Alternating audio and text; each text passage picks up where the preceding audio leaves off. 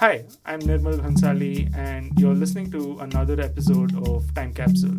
I hope you remember Time Capsule is an experiment of mine where I wish to record conversations, ideas, and random things which I think would be worthwhile revisiting in the future. This episode is a personal story, and it's something I definitely want to think about some years down the line.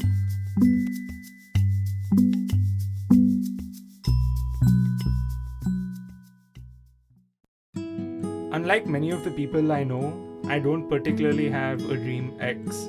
I didn't have a dream university that I wanted to study in. I don't have a dream job. I've never had a dream destination where I want to travel to. And I've never dreamt of a dream home where I really want to live in. There's only one dream that I do have. It pertains to reading and libraries. I want to have a personal library wherever I live at any point in the future. My exposure to reading books came quite late. While I consider myself to be an early adopter of all things related to the internet and technology, I never thought about reading. As a kid, I didn't think you should read anything outside of textbooks, and if you did, it had to be comics like The Tinkle or Phantom. Even though I was reading manga when I was around 10 years old, it was only when I was 13 that I truly flipped through the pages of a novel. The earliest memory I have of a semblance of a library that people would keep is from third standard. My class teacher at the time had kept her books and comics that she thought 9-year-old kids could read in one corner of our classroom. Obviously, I would only borrow the books that had pictures in them and not the novels that had text. We also had a library period in our school.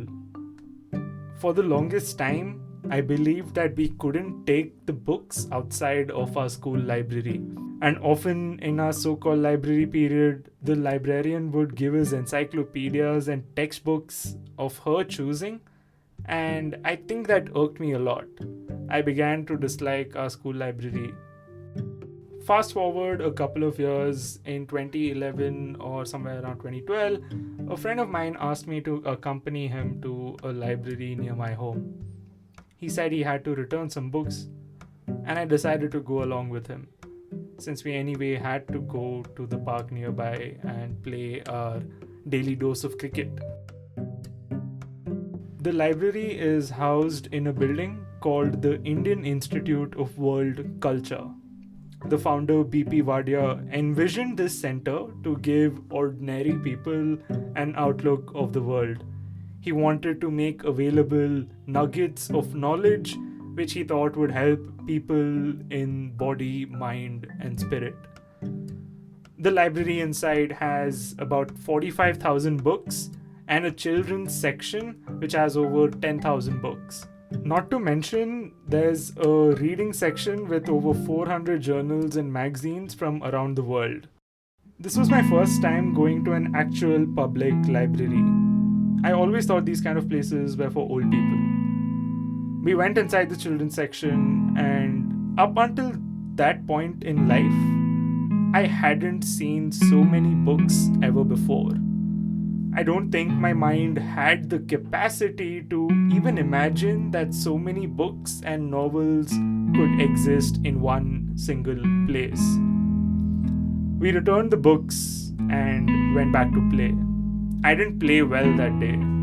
On my mind, I was only thinking about the library, about that place filled with books.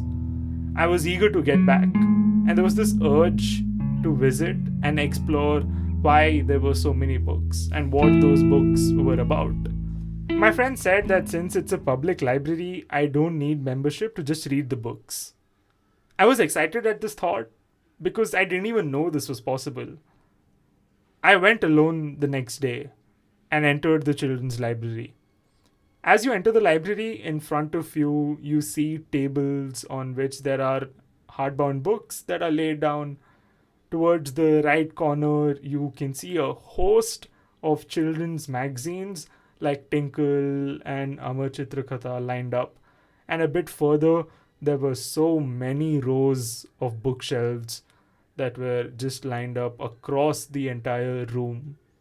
There were people who were sitting on what I thought were rather nice old wooden chairs. They were reading, and there were all sorts of people, people younger than me, people my age, old people who were in children's section for some reason, and all of them were just reading. No one's talking. I could hear myself breathing, probably out of nervousness. Like maybe I was out of place or crossing or breaking some rule of the library. I wasn't sure. I swear the librarian gave me a look, which I think was out of annoyance. Immediately, I rushed to one of the bookshelves and picked up a novel. I recognized the cover since I had seen it in my school. It was the Secret Seven novel. I sat down and followed what the other people were doing in order to blend in. That is to read. I felt awkward being the first one to stand up and leave, so I stayed there and kept reading. I don't know how time passed on, but soon I was the only one and the library had to close for the day. It's hard to explain what I felt then. It was like someone had woken me up from a good dream. I returned the next day and I finished the book. I was surprised to be able to make sense of it all. It was weird. I had a resistance to books because I thought it was only in text, but somehow my mind was able to visualize the characters and the stories. I experienced the adventure that the group of seven were undertaking, and it was a lot of fun. That was the first time I think I comprehended the joy of reading novels. I begged my parents to get a membership in the library, and thankfully they agreed. I could borrow a book and two magazines every week. Soon, I had an obsession. I call this period my golden age of reading. For around 3 to 4 years till I was 16, I just read. I would read while I was traveling to and from school. I would read in all the breaks that I could find, and even when there was something important to do, I would procrastinate by reading. I spent a lot of time in that library. I'm not an outgoing person, and every library visit for me was an adventure. I was reading what many of my friends had read much, much earlier.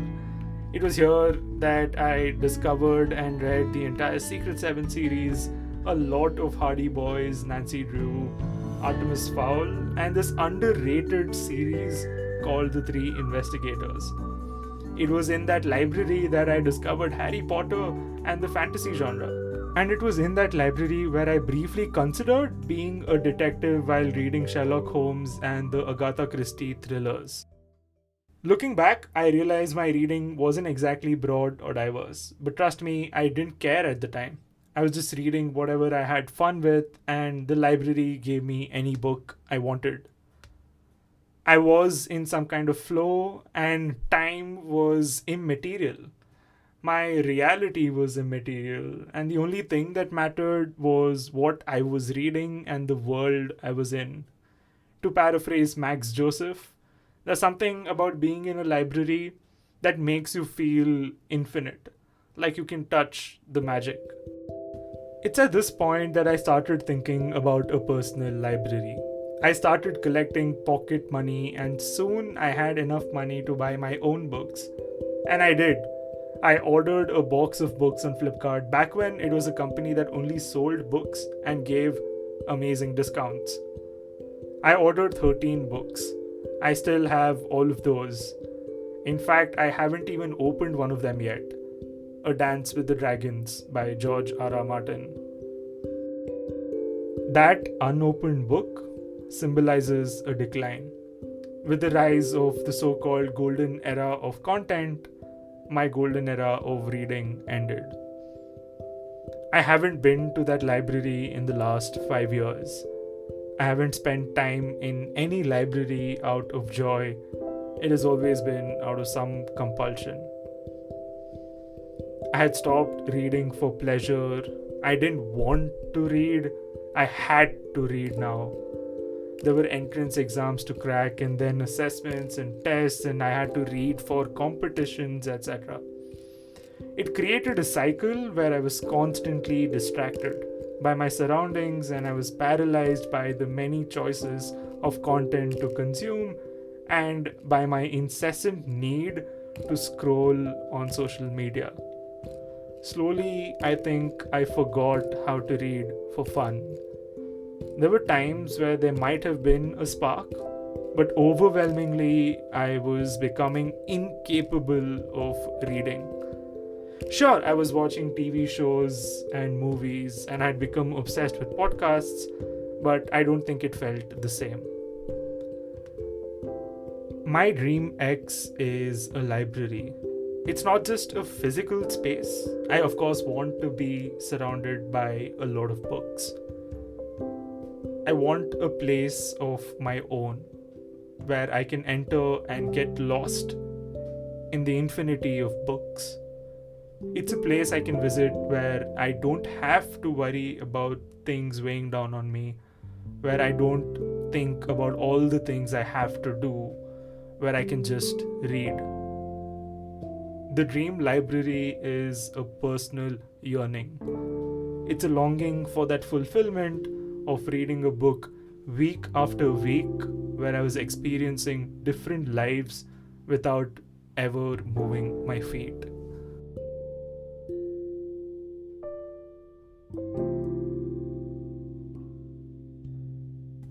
Thank you so much for listening to this episode. I hope you liked it.